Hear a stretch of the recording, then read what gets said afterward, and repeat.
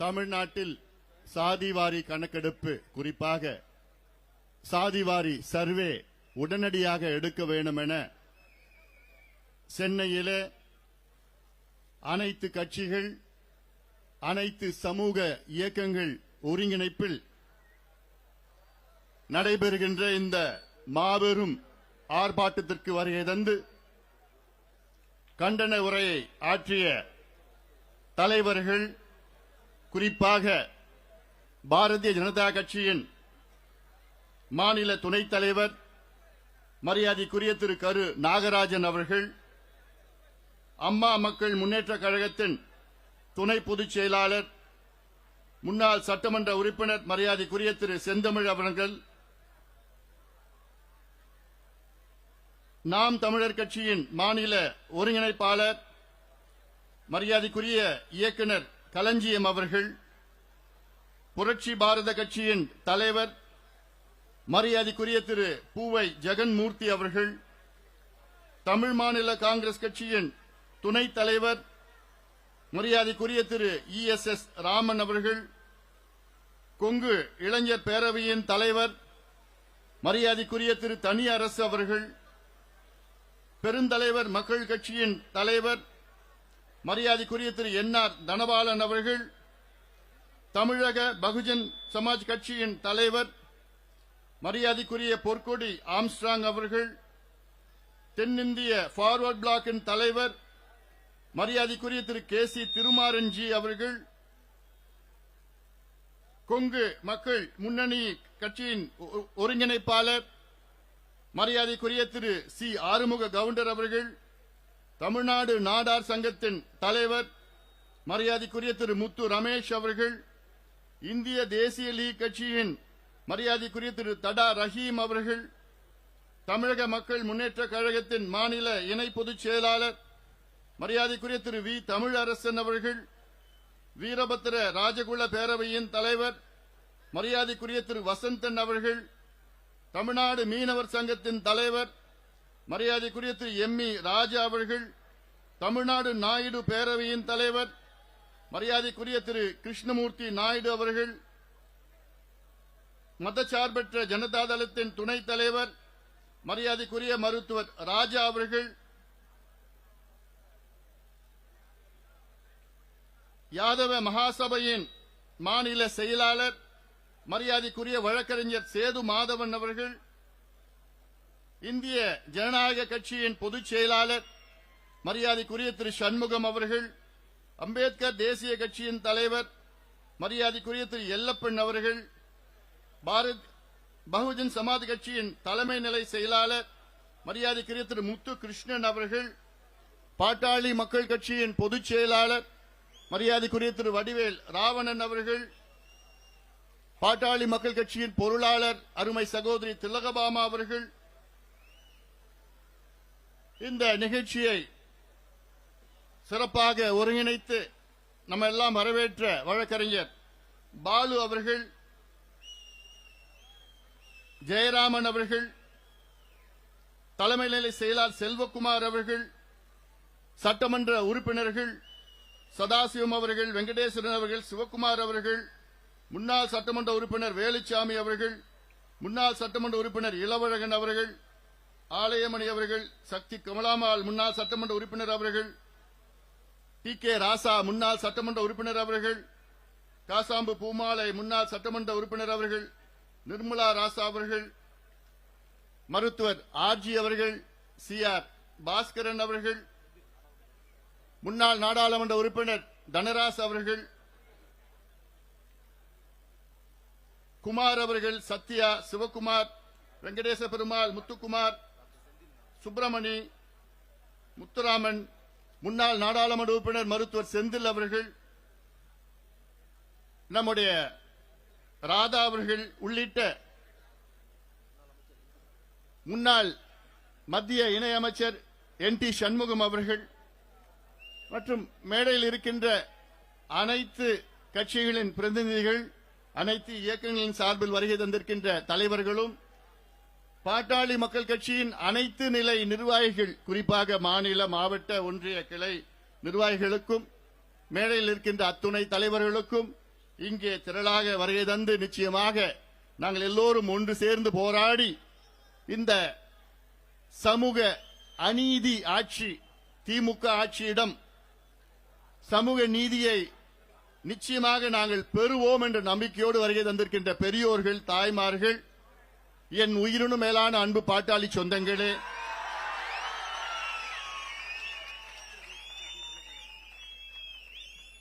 உங்கள் அனைவருக்கும் இந்த அன்புமணி ராமதாசன் பணிவான வணக்கங்கள். இங்கே வருகை தந்திருக்கின்ற ஊடக நண்பர்கள், காவல்துறை நண்பர்கள் உள்ளிட்ட மீண்டும் என்னுடைய பணிவான வணக்கங்களை தெரிவிக்கின்றேன். ஒரு முக்கியமான போராட்டம் சென்னையிலே மிகப்பெரிய அளவில் நடைபெற்றுக் கொண்டிருக்கிறது. தமிழ்நாடு சமூக நீதியின் பிறப்பிடம். அப்படிப்பட்ட தமிழ்நாட்டில் இன்று திமுக ஆட்சியிலே சமூக நீதியை குழி தோண்டி புதைத்துக் கொண்டிருக்கின்றார்கள். தமிழ்நாட்டிலே சாதிவாரி கணக்கெடுப்பு நடத்த வேண்டும் என தொடர்ந்து பாட்டாளி மக்கள் கட்சி கடந்த 36 ஆண்டு காலமாக கோரிக்கை வைத்துக் கொண்டிருக்கிறது. அதிலும் குறிப்பாக இப்பொழுது தமிழ்நாட்டிலே சாதிவாரி சர்வே நடத்துங்கள் என்று சொல்லிக் கொண்டு வருகின்றோம். ஆனால் திமுக அரசு, குறிப்பாக முதலமைச்சர் ஸ்டாலின் அவர்கள் தொடர்ந்து பொய்களை சொல்லி வருகிறார்கள். அதிலும் குறிப்பாக 3 பொய்களை திமுகவும் அவர்கள் சார்ந்தவர்களும் மக்களிடம் தொடர்ந்து கோயபிள்ஸ் பிரச்சாரமாக முன்வைக்கின்றார்கள். முதலமைச்சர் அவர்கள் சொல்கின்ற பொய்கள்: 1, மத்திய அரசு தான் எடுக்க வேண்டும், தமிழ்நாடு அரசுக்கு அதிகாரம் இல்லை என்று. 2வது பொய், இதை எடுத்தாலும் நீதிமன்றங்கள் இதை தடை செய்து விடுவார்கள் என்று. அடுத்த பொய்கள், இதற்கு சட்டம் இல்லை என்று, எங்களுக்கு எந்த வகையிலும் அதிகாரம் இல்லை என்று சட்டமன்றத்திற்கு உள்ளேயும் வெளியேயும் தொடர்ந்து பொய்களை சொல்லி வருகிறார்கள். முதலமைச்சர் ஸ்டாலின் அவர்களே, உங்கள் பொய்கள் எடுபடாது. தமிழக மக்கள் தெளிவாக இருக்கின்றார்கள். இன்னும் உங்களுடைய ஆட்சி இன்னும் 2 மாதம்தான். அதன் பிறகு எங்கள் ஆட்சி வரும்.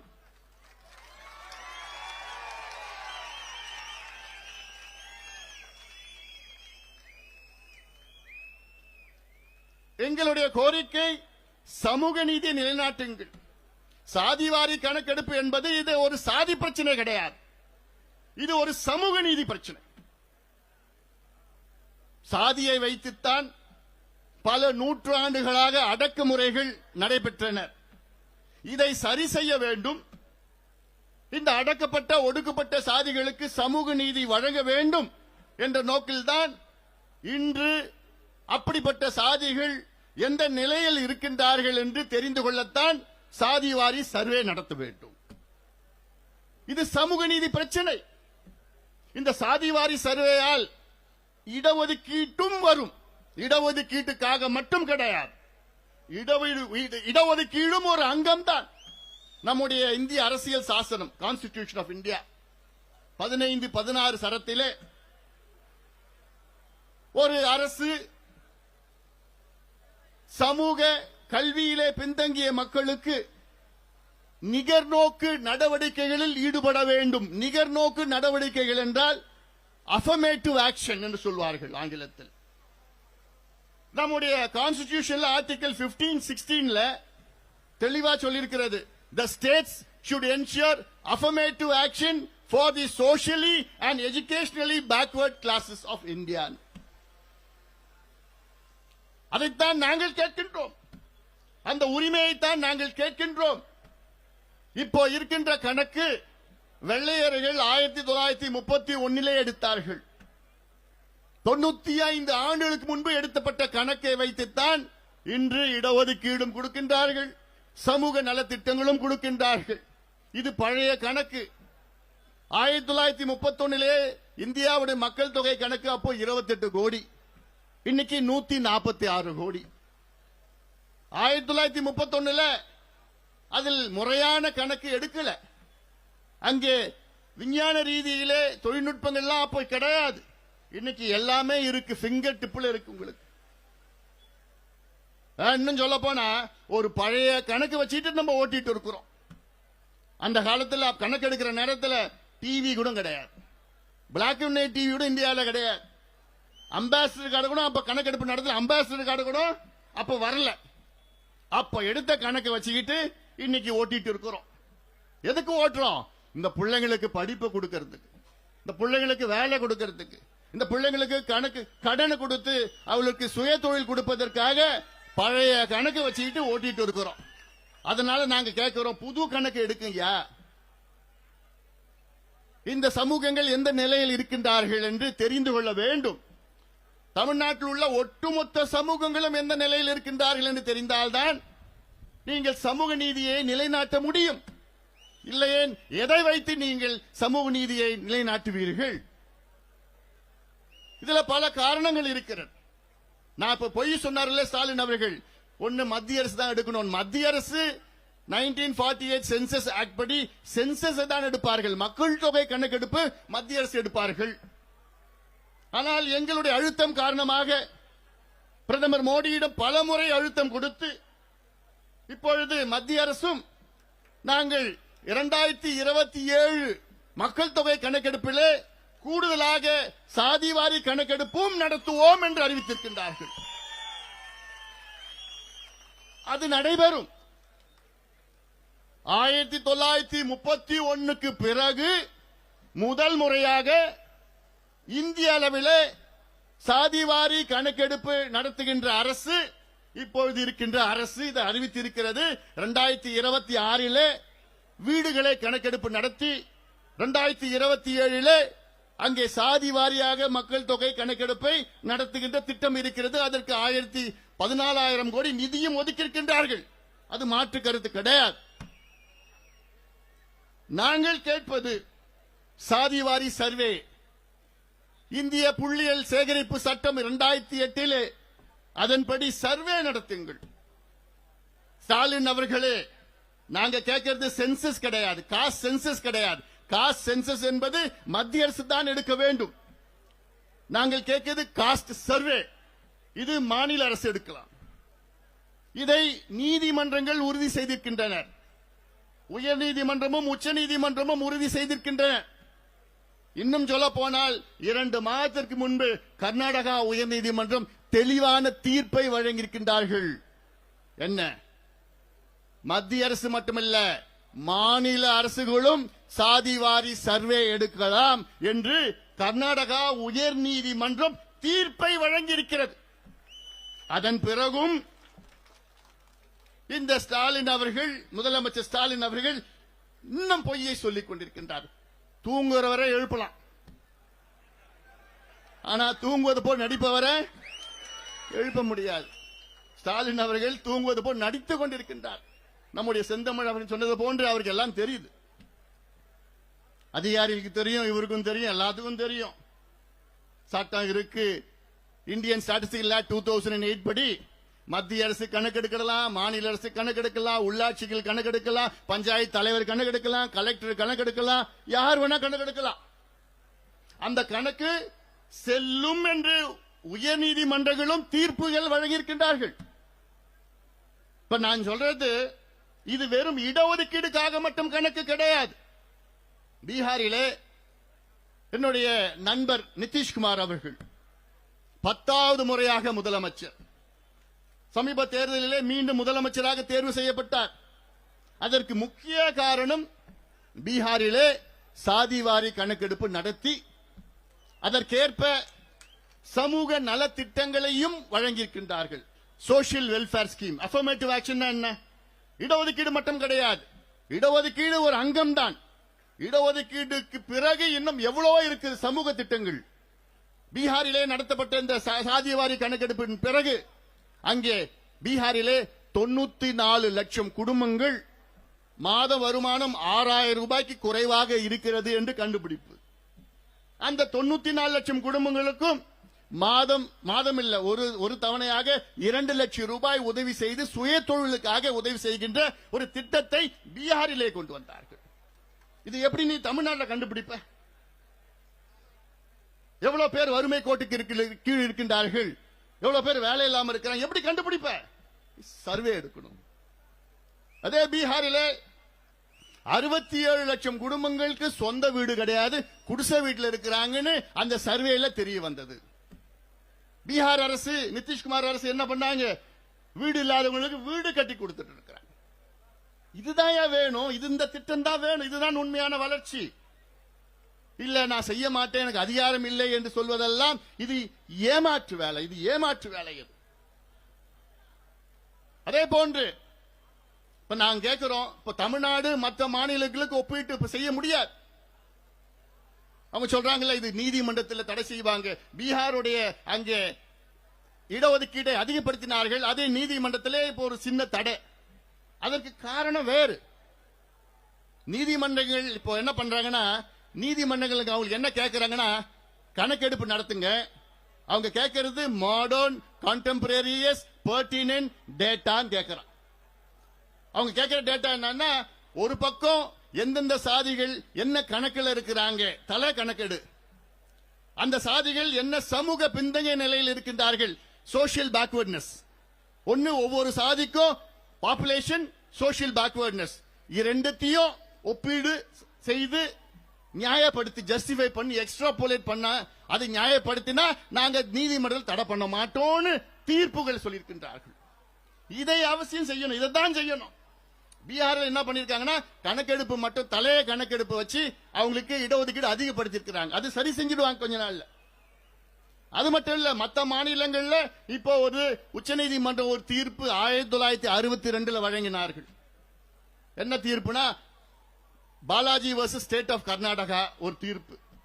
அப்போ 1960 கர்நாடகாவில் அங்கே 65 விழுக்காடு இடஒதுக்கீடை உயர்த்தினார்கள். அதை எதிர்த்து பாலாஜி என்பவர் கர்நாடகா உயர்நீதிமன்றத்திலே வழக்கு தொடர்ந்தார். அந்த வழக்கை அந்த கர்நாடகா உயர்நீதிமன்றம் அந்த இடஒதுக்கீடை அதிகப்படுத்தியதை ரத்து செய்தது. உச்சநீதிமன்றம் இந்த வழக்கு சென்றது. உச்சநீதிமன்றத்திலே 1962 அங்க இருக்கிற நீதிபதிகள் இந்தியாவிலே இடஒதுக்கீடு 50 விழுக்காடுக்கு மேல் போகக்கூடாது என்று ஒரு தீர்ப்பை வழங்கினார்கள். எப்போ? 1962. அவங்களுக்கு அப்ப எந்த டேட்டாவும் கிடையாது, எந்த காரணமும் கிடையாது, ஏதோ ஒரு தீர்ப்பை வழங்கிட்டாங்க. இது அநியாயம், இந்த தீர்ப்பு அநியாயம். ஆனால் அதன் பிறகு எத்தனையோ வழக்குகள் வந்தது. பிறகு 1991, 92 இந்திராசாணி வழக்கு வந்தது. அப்பொழுது கான்ஸ்டிடியூஷன் பெஞ்ச் என்ன பண்ணாங்க? 13 நீதிபதிகள் ஆம் அந்த 62 தீர்ப்பை உறுதி செய்தார்கள். இந்தியாவிலே 50 விழுக்காட்டுக்கு மேல் இடஒதுக்கீடு கொடுக்க கூடாது. அதுவும் அநியாயம். ஆனால் அதன் பிறகு தமிழ்நாட்டில் என்ன நடந்தது? அப்போ தமிழ்நாட்டில் நமக்கு 69 விழுக்காடு இடஒதுக்கீடு. அதை அன்றைய முதலமைச்சர் ஜெயலலிதா அம்மையார் அவர்கள் அந்த பிரச்சனையை கையில் எடுத்து உடனடியாக மத்திய அரசு, அப்போது நரசிம்மராவ் அவர்கள் பிரதமர், அவரை அழுத்தம் கொடுத்து வலியுறுத்தி தமிழ்நாட்டில் உள்ள 69 விழுக்காடு இடஒதுக்கீட்டை இந்திய அரசியல் சாசனத்தில் உள்ள 9வது அட்டவணையிலே பாதுகாப்பு செய்யப்பட்டார். இது சாதாரண செயல் கிடையாது. ஏன்னா அரசியல் சட்ட திருத்தம், கான்ஸ்டிடியூஷன் அமெண்ட்மெண்ட் வந்தாதான் இந்த 9வது அட்டவணையில பாதுகாப்பு வழங்க முடியும். சும்மா போய் சட்டம், நாடாளுமன்ற சாதாரண சட்டம்லாம் எடுபடாது. கான்ஸ்டிடியூஷன் அமெண்ட்மெண்ட் நடந்து தமிழ்நாட்டில் உள்ள 69 விழுக்காடு இடஒதுக்கீடு இன்னைக்கு நமக்கு பாதுகாப்பாக இருக்கிறது என்றால் அது முன்னாள் முதலமைச்சர் ஜெயலலிதா அம்மையார் அவர்கள். ஆனால் இப்போ அந்த 69 விழுக்காடு இடஒதுக்கீடுக்கு ஆபத்து வந்திருக்கிறது. பொதுவா 9வது அட்டவணையில் இருக்கின்ற ஏதாவது சட்டம் அதை நீதிமன்றம் அதை சீண்டக்கூடாது, அதை எடுக்கக்கூடாது. ஆனால் அதை மீறி உச்சநீதிமன்ற நீதிபதிகள் இந்த பிரச்சனை எடுத்தார்கள். ஏன்னா சமூக நீதிக்கு எதிரானவர்கள் வழக்கை போட்டார்கள். தமிழ்நாட்டில் 69 விழுக்காடு ரத்து பண்ணணும் வழக்கு போட்டாங்க. அதை எடுக்கக்கூடாது நீதிமன்றம். ஆனாலும் உச்சநீதிமன்ற நீதிபதிகள் எடுத்துட்டாங்க. எடுத்துட்டு என்ன கேட்டாங்க? தமிழ்நாட்டில் 69 விழுக்காடு மக்கள் பழங்குடி மக்கள், பட்டியலின மக்கள், மிகவும் பிற்படுத்தப்பட்ட மக்கள், அதாவது எஸ்டி, எஸ்சி, பிசி, எம்பிசி 69% இருக்காங்களா? கேள்வி கேட்டார். இது எப்படி நீ நியாயப்படுத்துவன்னு கேள்வி கேட்டார் நீதிபதி. நான் ஓராண்டு காலம் நான் தருகின்றேன் என்று நீதிபதி சொன்னார். ஓராண்டு காலத்திற்குள், எப்ப சொன்னார்? 2010. ஓராண்டு காலத்திற்குள் தமிழ்நாடு கணக்கெடுப்பு நடத்தி நியாயப்படுத்தினால் 69 விழுக்காடு இடஒதுக்கீட்டை நான் அனுமதிக்கிறேன் இல்லையே நான் தடை செய்வேன் என்று நீதிபதி சொன்னார். அப்புறம் அவர் மாறிட்டார்.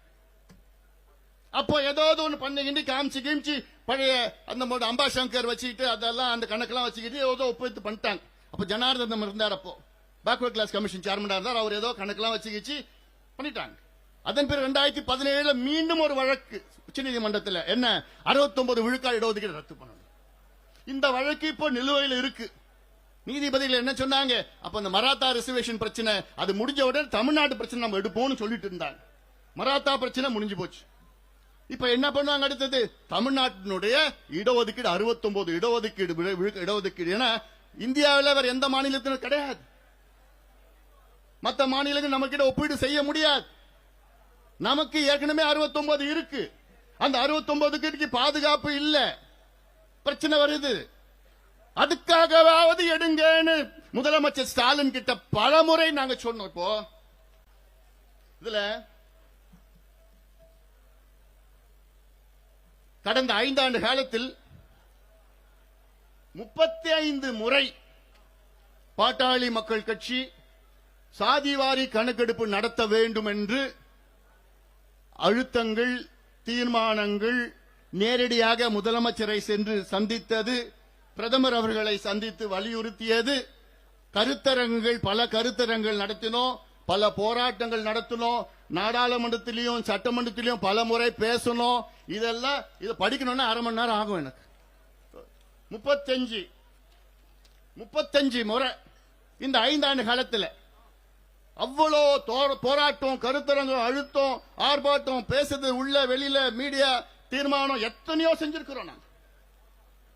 அதனால இது ஏதோ இது தேர்தலுக்காகவோ கூட்டணிக்காகவோ நடத்துறது கிடையாது. தமிழ்நாட்டில் சமூக நீதி நிலைநாட்ட வேண்டும். அதற்கு முதல்ல 69 விழுக்காடு இடஒதுக்கீட்டை நம்ம பாதுகாக்கணும். ஒண்ணு. இரண்டாவது, 69 விழுக்காடு இடஒதுக்கீட்டில் உள்ள வேற்றுமைகளை கலைக்கப்பட வேண்டும். 69 விழுக்காடு இடஒதுக்கீடு இருக்கு, ஆனால் அதற்குள்ள இருக்கின்ற சமூகங்களுக்கு சமநிலையில் இருக்கின்றார்களா? இல்ல. அதுக்கு பல உதாரணங்கள் என்னால சொல்ல முடியும். இப்போ நான் கேட்கறது, பட்டியலின மக்களுக்கு தமிழ்நாட்டிலே 18 விழுக்காடு இடஒதுக்கீடு, பழங்குடி மக்களுக்கு 1, பட்டியலின மக்களுக்கு 18, அது 18ல 3 விழுக்காடு அருந்ததியர் மக்களுக்கு. அருந்ததியர் மக்கள் அந்த 3 விழுக்காடு மட்டுமல்ல, அந்த 15 விழுக்காட்டிலும் அவர்கள் போட்டியிடலாம். இப்போ பட்டியலின மக்கள் 3 பெரிய பிரிவுகள். ஒன்று ஆதி திராவிடர்கள், தேவேந்திர குல வேளாளர், அருந்ததியர்கள். உட்பிரிவுகள் கிட்டத்தட்ட 76 உட்பிரிவில் இருக்கிறது. அந்த உட்பிரிவில் இருக்கின்றவர்களுக்கு எல்லாத்துக்கும் கிடைக்குதா இடஒதுக்கீடு? எல்லாமே சமநிலையில் இருக்கா? இல்ல. 76 பேர்ல வெறும் 6ல இருந்து 8 பேர் தான் கிட்டத்தட்ட 90 விழுக்காடு இடஒதுக்கீடை அவர்கள் தட்டி செல்கிறார்கள். மீதி இருக்கின்ற 68 பேருக்கு கிடைக்கல. இது நீ எப்படி தெரிஞ்சுப்ப? கணக்கெடுப்பு நடத்தணும். அது கணக்கெடுப்பு நடத்தாதையா தெரியும். இடஒதுக்கீடு தர, சமூக திட்டங்கள் தர, அது போய் சேருதான்னு உனக்கு தெரிஞ்சுக்கிறது விருப்பம் இல்லையா? அந்த கூறு குடும்பம் இல்ல உங்களுக்கு. இதுக்கு மேல எப்படி என்னால சொல்ல முடியும்? இதுக்கு மேல எப்படி சொல்ல முடியும் என்னால? இது படிச்சிருக்குது படிக்காதெல்லாம் வித்தியாசம் இல்லமா? இதெல்லாம் மனசுல இருக்கணும். அதெல்லாம் ஏன்னா இது பட்டியலின மக்களுக்கு மட்டுமல்ல, பழங்குடி மக்கள் என்று இருக்கிறார்கள். பழங்குடி மக்களுக்கு 1 விழுக்காடு இடஒதுக்கீடு தமிழ்நாட்டில், மத்தியில 7.5 விழுக்காடு. இங்க 1 விழுக்காட்டுல 36 உட்பிரிவுகள் இருக்கிறது. அந்த 36 உட்பிரிவுகள் அதுல 6-7 உட்பிரிவில் அந்த 1 விழுக்காட்டுல கிட்ட 3/4 எடுத்துட்டு போறாங்க. மீதி இருக்கிறவங்களுக்கு கிடைக்கல. நான் சொல்றதுக்கு இடஒதுக்கீடு மட்டும் கிடையாது, சமூக திட்டங்கள், சமூக நல திட்டங்கள், இதுதான் எல்லாமே வேண்டதில்லை. ஏன் பிசி எடுத்துங்க, பேக்வர்ட் கிளாஸ் எடுத்துங்க, பிற்படுத்தப்பட்ட சமூகங்கள் எடுத்துங்க. இன்னைக்கு 26 விழுக்காடு, 141 சமூகங்கள் இருக்கிறது. அதுல எத்தனையோ சமூகங்களுக்கு கிடைக்கல. சில சமூகங்கள் நிறைய எடுத்துக்கிறாங்க, சில பேர் கிடைக்கல. எம்பிசி எடுத்துங்க, எம்பிசில 115 சமூகங்கள் இருக்கிறது. அதுல எத்தனை பேருக்கு யாருக்கு கிடைச்சிருக்கு, யாருக்கு கிடைக்கல எப்படி தெரியும்? நிச்சயமா அதுல எல்லாத்துக்கும் கிடைக்கணும். அதுதான் இந்த கூட்டம், அதுதான் இந்த போராட்டம். தமிழ்நாட்டில் எல்லா சமூகங்களுக்கும் அவர்களுடைய மக்கள் தொகை மற்றும் சமூக பின்தங்கிய நிலை ஏற்ப இடஒதுக்கீடை பிரித்து கொடுங்கள். ஏன்னா இப்போ தமிழ்நாட்டில் 50 விழுக்காடுக்கு மேல போயிடுச்சு. இது நீதிமன்றம் இனி தடை செய்ய முடியாது. ஏன்னா 69 விழுக்காடு நமக்கு இருக்கு. மற்ற மாநிலங்கள் 50 விழுக்காடுக்கு மேல போகக்கூடாதுன்னு உச்ச நீதிமன்றம் சொன்னதுனால அந்த தடையை சில நீதிமன்றங்கள் தடை பண்ணிருக்கிறாங்க. தமிழ்நாடுக்கு இந்த பிரச்சனை இல்ல. நமக்கு ஏற்கனவே 69 இருக்கு. அந்த 69க்குள்ள நியாயம் கிடைக்குதா? இல்ல இல்ல. கணக்கெடுப்பு நடத்தி இன்னும் அதிகமா 69ல இருந்து 80, 85 அது அடுத்த கட்டம். இப்ப முதல்ல இருக்கத்தை சரி செய்யணும். இப்போ நம்முடைய ராஜா அவர்கள், எம்.இ. ராஜா, மீனவர் சமுதாயம் இன்னைக்கு கணக்கெடுப்பு நடத்தினா, ஒரு உதாரணம் நான் சொல்றேன். இப்போ நம்ம மரியாதைக்குரிய திரும்ப கரு நாகராஜன் சொன்னாரு, எஸ்ஐஆர் ஒரு மாதத்தில் எடுக்க முடியுது. இந்த கணக்கெடுப்பு அதே போன்றுதான், ஒரு மாதத்தில் எடுக்கலாம். தெலுங்கானால 1.5 மாதத்தில் எடுத்தாங்க. கர்நாடகாவில் கிட்டத்தட்ட 2வது முறை எடுக்கிறப்போ கிட்டத்தட்ட ஒரு மாதத்தில் எடுத்தாங்க. தமிழ்நாட்டில் 2 கோடி வீடு இருக்கு. தோராயமா 2 கோடியே 15 லட்சம் வீடு, 2 கோடின்னு வச்சுக்கணும். 8 கோடி மக்கள் இருக்கின்றார்கள். ஒரு முதலமைச்சரா பதவியேற்றவுடன் உங்களுக்கு முதல் வேலை என்ன இருக்கணும்? இந்த 8 கோடி மக்கள் என்ன நிலையில் இருக்கின்றார்கள்? இல்ல எத்தனை பேர் படிச்சிருக்கிறாங்க, எத்தனை பேர் வேலை இல்ல, எத்தனை பேர் கூலி தொழில் இருக்காங்க, எத்தனை பேர் வறுமை கோட்டில் இருக்கிற, எத்தனை பேர் குடிசையில் இருக்கிறாங்க? இதுதான் உங்களுடைய முதல் வேலையா இருக்கணும். அது இருந்தால்தான் அடுத்த 5 ஆண்டு காலம் அதை வைத்து நீங்கள் அந்த பிரச்சனைகளை தீர்வு கொண்டு வர முடியும். இதுதாயா நிர்வாகம், இதாயா திறமையான நிர்வாகம். ஆனா நம்ம முதலமைச்சர் இன்னும் 2 மாசம் தான் இருக்கு. இன்னைக்கு வரைக்கும் எனக்கு எடுக்க முடியாது, எனக்கு எடுக்க முடியாது, எனக்கு கணக்கு இல்லை, எனக்கு உரிமை இல்லை. எவ்வளவு ஒரு அயோக்கியத்தனம், எவ்வளவு துரோகம் இது, எவ்வளவு துரோகம், தமிழக மக்களுக்கு செய்கின்ற துரோகம். தமிழ்நாடு சாதாரணமா 50 ஆண்டுகளில் முன்னேறம்னா, நீ கணக்கெடுப்பு நடத்தினா 20 ஆண்டுகளில் முன்னேறும் தமிழ்நாடு. ஏன்னா ஒவ்வொரு மைக்ரோ லெவல்ல அவங்க சொல்றாங்க, இல்ல மத்திய அரசு எடுக்குதுன்னு சொல்றாங்க. மத்திய அரசு எடுக்கட்டும். மத்திய அரசு எடுக்கின்ற கணக்கெடுப்பு அது மேக்ரோ லெவல், மாநில அரசு எடுக்கின்ற கணக்கெடுப்பு அது மைக்ரோ லெவல். நம்ம ரெண்டுமே வேணும், மேக்ரோ லெவலும் வேணும், மைக்ரோ லெவலும் வேணும். ஏன்? நீதிமன்றங்கள் கேட்கின்றார்கள். மத்திய அரசு எடுக்கிறது தலையன்றாங்க. அது என்ன போறாங்க? தமிழ்நாட்டில் இவ்வளோ சமுதாயங்கள் இருக்கிறது, இந்த இவ்வளவு எண்ணிக்கையில் இருக்கிறது, அந்த தலையை கணக்கு தான் எடுப்பாங்க மத்திய அரசு. மாநில அரசு தான் மைக்ரோ லெவல்ல அவங்க என்ன சமூக பின்தங்கிய நிலையில் இருக்கின்றார்கள், எவ்வளவு சோசியல் பேக்வர்ட்னஸ், எந்த நிலையில் இருக்கின்றார்கள் என்று புள்ளி விவரங்கள் மாநில அரசு தான் எடுக்க முடியும். தெலுங்கானாவில் 75 கேள்விகள் கேட்டாங்க ஒவ்வொரு வீட்டிலையும். 75 கேள்விகள். இப்ப இன்னைக்கு வரைக்கும் இந்தியாவில் பீகார் எடுத்து முடிச்சுட்டாங்க, கர்நாடகா 2வது முறையா எடுத்து முடிச்சுட்டாங்க, தெலுங்கானா எடுத்து முடிச்சுட்டாங்க, ஆந்திரா, ஒரிசா, ஜார்க்கண்ட் இது எடுத்துட்டு இருக்கிறாங்க. தெலுங்கானால 75 கேள்விகள், 56 முதல் கேள்விகள், 19 துணை கேள்விகள் எடுத்தாங்க. 75 கேள்விகள் என்ன? இப்போ எஸ்ஐஆர் போறாங்கல்ல, ஒரு வீட்டுல போய் எத்தனை பேருமா ஒரு ஃபார்ம் கொடுக்கறாங்கல்ல, அந்த ஃபார்ம் ஃபில் பண்றீங்கல்ல, அதேதான் கணக்கெடுப்பு. சாதாரணமா எடுத்துட்டு போலாம். இது ஒரு பெரிய வேலை கிடையாது. தெலுங்கானால வெறும் கிட்டத்தட்ட 300 கோடி, அவ்வளவுதான். 1.5 மாதம் 2 லட்சம் அரசு ஊழியர்கள். இந்த கணக்கெடுப்பு தான்.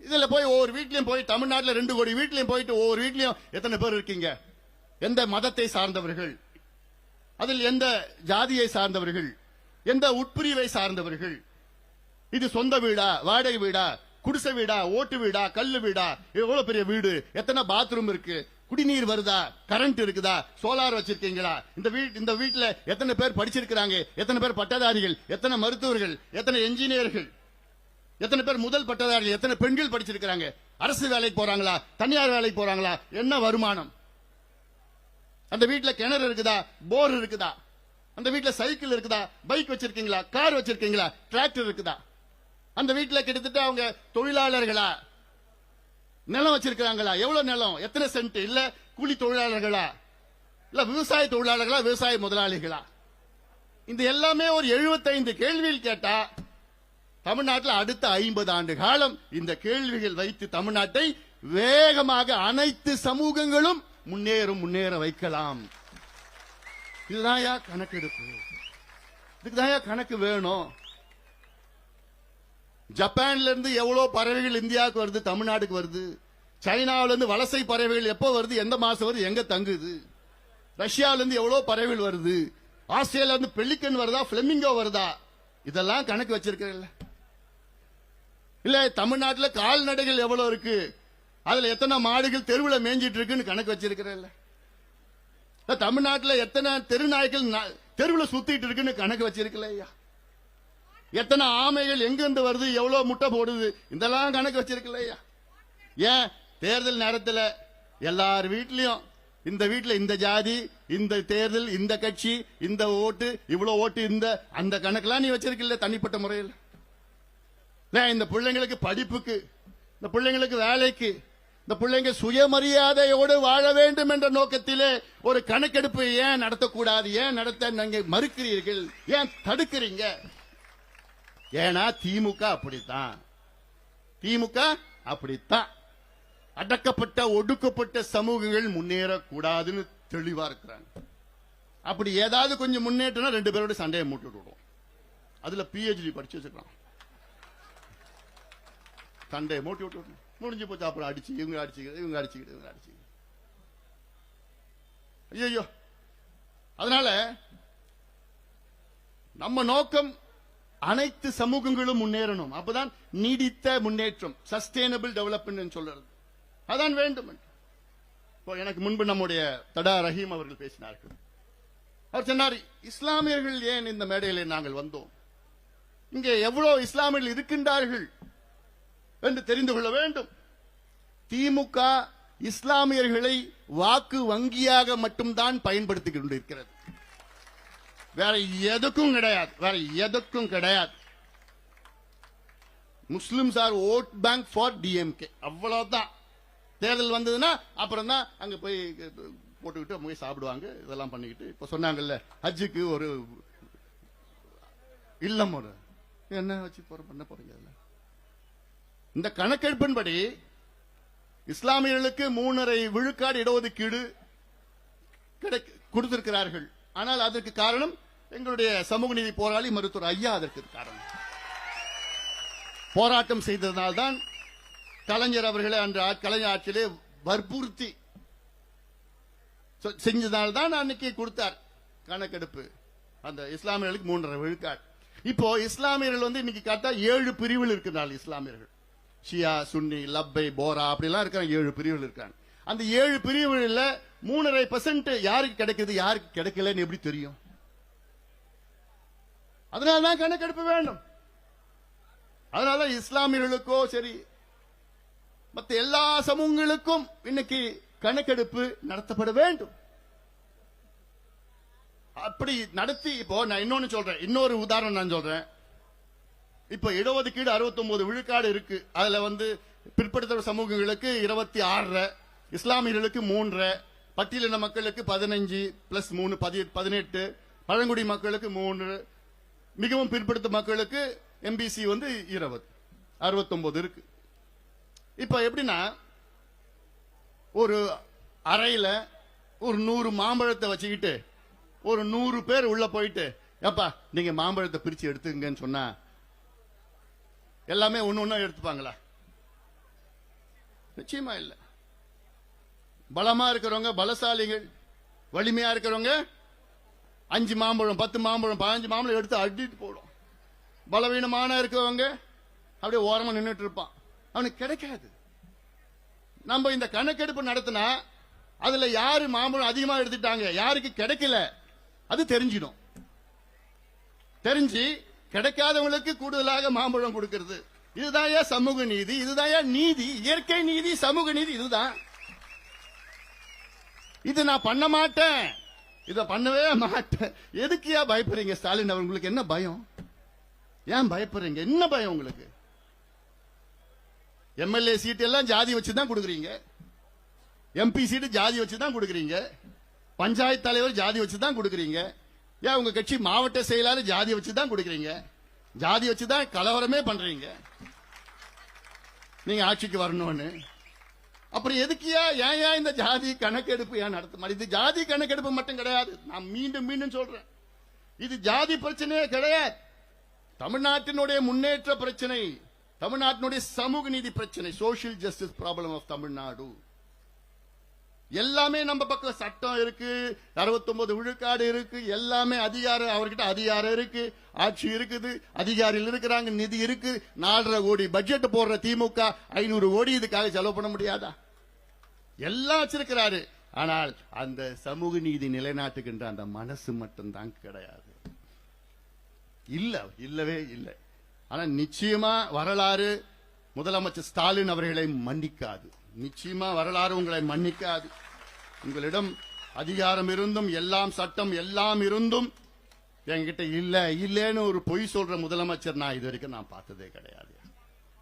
எவ்வளவு பார்த்தது, எவ்வளவு செய்யலாம், எவ்வளவு முன்னேற்றம் கொண்டு வரலாம், எவ்வளவு மக்களுக்கு முன்னேற்றம் கொண்டு வரலாம். இதுதான் வேண்டும், இதுதான் வேண்டும். அதனால இதையெல்லாம் தொடர்ந்து நாங்கள் வலியுறுத்துவோம். அது நாங்க சோர்ந்து போறது கிடையாது. எவ்வளவு காலமா நாங்க பார்த்துட்டோம். மருத்துவர் ஐயா அவர்கள் 45 ஆண்டு காலமாக இந்த கணக்கெடுப்பு வேணும், இந்த கணக்கெடுப்பு வேணும்னு மத்திய மாநில அரசு எத்தனையோ முறை எத்தனையோ பிரதமர்களை பார்த்தாரு, இங்க முதலமைச்சரை பார்த்தாரு, நாங்கெல்லாம் பார்த்தோம், எல்லாம் பண்ணோம். இது ஏதோ ஒரு வன்னியர் பிரச்சனை, இது ஒரு ஜாதிக்காக மட்டும் கிடையாது. தமிழ்நாட்டில் அடக்கப்பட்ட, ஒடுக்கப்பட்ட, வஞ்சிக்கப்பட்ட மக்கள் எவ்வளவு பேர் இருக்காங்க. அவங்க எல்லாமே முன்னேற வேண்டும், வேகமாக முன்னேற வேண்டும். சமூக நீதினா என்ன? சமூகத்தில் பின்தங்கி இருக்கிற சமுதாயம் முன்னேறிய சமுதாயங்களுக்கு நிகராக வாழ வேண்டும், சுயமரியாதையுடன் வாழ வேண்டும். அதுதான் சமூக நீதி. அதற்கு நமக்கு என்னென்ன டேட்டா வேணும், எல்லா டேட்டா எல்லாமே வேணும். அதை வைத்துத்தானே நம்ம திட்டங்கள் வகுக்க முடியும். அது மட்டுமில்ல, பீகாரில் சொன்ன முதலமைச்சர் நம்முடைய நிதிஷ்குமார் அவர்கள் ஏன் மீண்டும் அவர் ஆட்சிக்கு வந்தார்? பல காரணங்கள். அதுல 2 முக்கிய காரணம். 1, கணக்கெடுப்பு நடத்தினார். 2, அங்கே பூரண மது விலக்கை கொண்டு வந்தார்.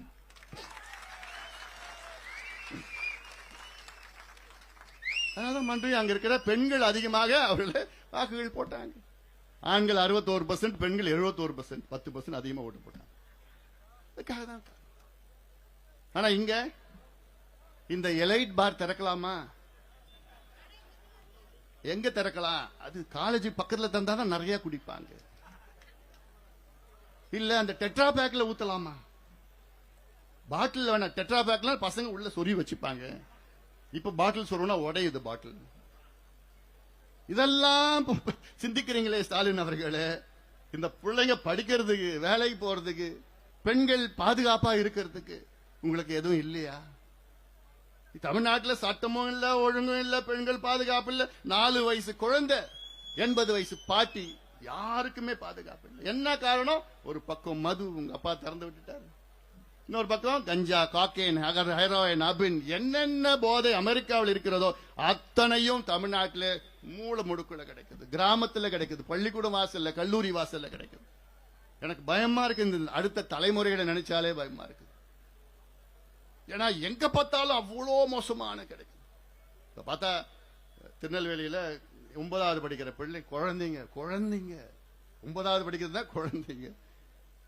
அது பள்ளிக்கூடத்துல வகுப்புல மது குடிச்சிட்டு பெண் குழந்தைகள். நான் என்னுடைய அறிக்கை சொல்லிட்டேன், அவங்க மேல தப்பு கிடையாது, அவங்கள தண்டிக்காதீங்க, அவங்க வாழ்க்கை பானா போயிடும். சட்டம் இருக்கு, 21 வயசுக்கு மேல விற்க கூடாதுன்னு சட்டம் இருக்கு. யார் வாங்கினா, யார் அவங்களுக்கு கொடுத்தா, அவங்கள தண்டிங்க. நீங்க அவங்க ஸ்கூல்ல இருந்து வீட்டுக்கு போறதுக்குள்ள 3 கடை இருக்கு, அது உங்க மேல தப்பு. உங்க நோக்கம் என்ன? நீங்க ஆட்சிக்கு வந்த நேரத்தில் தமிழ்நாட்டில் 34,000 கோடி மது வித்தாங்க. உங்க ஆட்சி முடிகிற காலத்தில் இன்னைக்கு 56,000 கோடிக்கு மது விற்கிறாங்க. இது ஒயிட்ல மட்டும், கருப்புல 1 லட்சம் கோடிக்கு. சரி, இப்ப நான் அது வேற டைவர்ட் ஆயிடும். இப்ப நம்ம வேலைக்கு இதுதான் கணக்கெடுப்பு, இது அவசியமானது. ஏன்னா நான் மறுபடியும் சொல்றேன், தமிழ்நாட்டினுடைய சமூக நீதி பிறப்பிடம் தமிழ்நாடு. அப்படிப்பட்ட நம்ம முன்னோர்கள் எல்லாம் இங்கே சமூக நீதிக்காக போராடி வாழ்ந்தவர்கள். இன்னும் சொல்ல போனா நம்ம தான் முதல்ல எடுத்திருக்கணும். ஆனா கர்நாடகா நம்மள மிஞ்சிட்டாங்க. 2015 சித்தராமையா அவர்கள் அப்ப எடுத்தார், அது வெளியில விடல. இப்ப மறுபடியும் 2வது முறை எடுத்திருக்கிறாங்க. கர்நாடகாவில் என்ன பண்ணிருக்காங்க தெரியுமா? சமீபத்தில் கர்நாடகாவில் இந்த ஆண்டு பட்டியலின மக்களுக்கு ஒரு கணக்கெடுப்பு நடத்தினாங்க, ஒரு நீதியரசர் தலைமையில். நடத்தி அதற்கு பரிந்துரைகள் செய்து கர்நாடகாவில் 17 விழுக்காடு இடஒதுக்கீடு பட்டியலின மக்களுக்கு. அந்த 17 விழுக்காட்டை 3ஆக பிரித்தார்கள், 6, 6, 5 என்று. அந்த 6னா யாருன்னா அதுல கண்டுபிடிச்சி பட்டியலின மக்கள்ல அதுல யாருக்கு கிடைக்கலையோ அவங்க எல்லாமே 6ல சேர்த்தாங்க. இன்னொரு 6ல யாருக்கு குறைவா கிடைச்சிருக்குதோ அவங்க எல்லாம் சேர்ந்து இன்னொரு 6ல சேர்த்தாங்க. அதுல யாருக்கு அதிகமா கிடைச்சதோ அவங்க என்ன 5ல சேர்த்திருக்கிறாங்க. இதுதான் உண்மையான சமூக நீதி. இதையா செய்யணும். உள்ஒதுக்கீடு கொடுக்கணும். நீதிமன்றம், உச்ச நீதிமன்றமே உள்ஒதுக்கீடு கொடுக்க தடையில்லை என்று தீர்ப்பை வழங்கியிருக்கின்றார்கள். தமிழ்நாட்டில் எல்லாமே சாதகமா இருக்கு, ஒன்றை தவிர நம்ம முதலமைச்சரை தவிர, இந்த ஆட்சியை தவிர. ஆனா இன்னும் 2 மாசம் பொறுத்துங்க, அதுவும் போயிடும், முடிஞ்சு போயிடும்.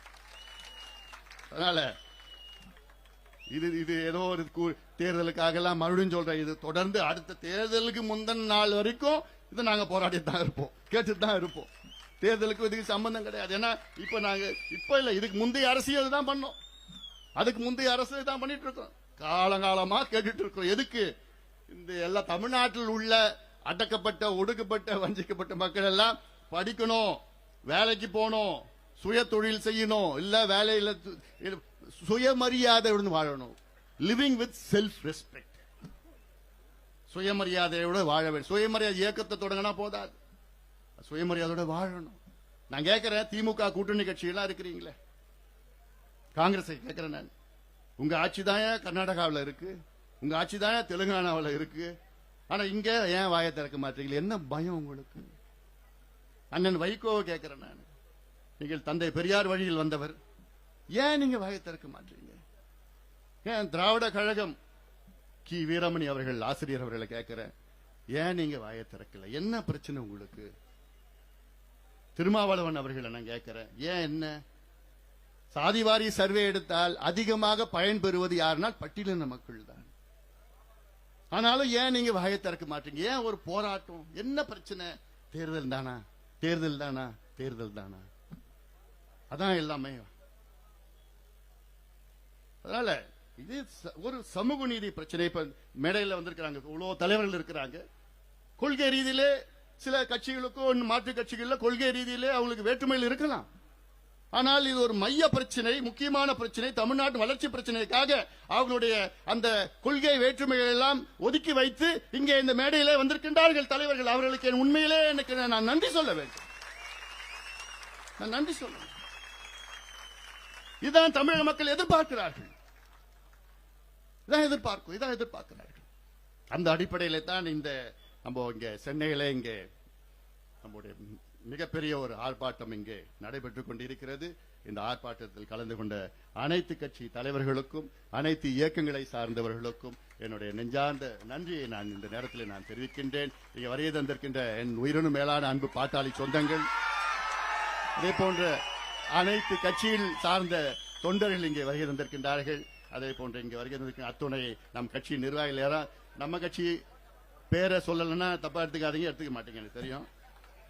இல்லாம இங்க சென்னை மாவட்டத்தை சார்ந்த ஜெயராமன் அவர்கள், தயாளன் அவர்கள், ராதா அவர்கள் தலைமை உள்ளிட்ட இங்க நல்லா இங்க ஏற்பாடு பண்ணிருக்கிறாங்க. இதெல்லாம் சொல்லிட்டேன், எல்லா பேரும் சொல்லிட்டேன், எல்லா மாவட்ட செயலர் சொல்லிட்டேன். இங்க எல்லாமே நல்லா பண்ணிருக்கிறீங்க. உங்களுக்கு என்னுடைய வாழ்த்துக்கள். காவல்துறைக்கு என்னுடைய நன்றிகளை இந்த நேரத்தில் நான் தெரிவிக்கின்றேன். ஊடக நண்பர்களுக்கும் நன்றி. இங்கே மீண்டும் இந்த உறுதியாக நாம் எல்லோரும் ஒன்று சேர்ந்து தமிழ்நாட்டில் உள்ள அனைத்து மக்களும், அனைத்து சமுதாயங்களும், அனைத்து மதத்தை சார்ந்தவர்களும், அனைத்து இனத்தை சார்ந்தவர்களும், அனைத்து மொழியை சார்ந்தவர்கள், எந்த வேறுபாடும் இல்லை, எந்த பாகுபாடும் இல்லாமல் நாம் எல்லோரும் ஒன்று சேர்ந்து நமக்காக, சமூக நீதிக்காக நாம் எல்லோரும் ஒன்றுபடுவோம்.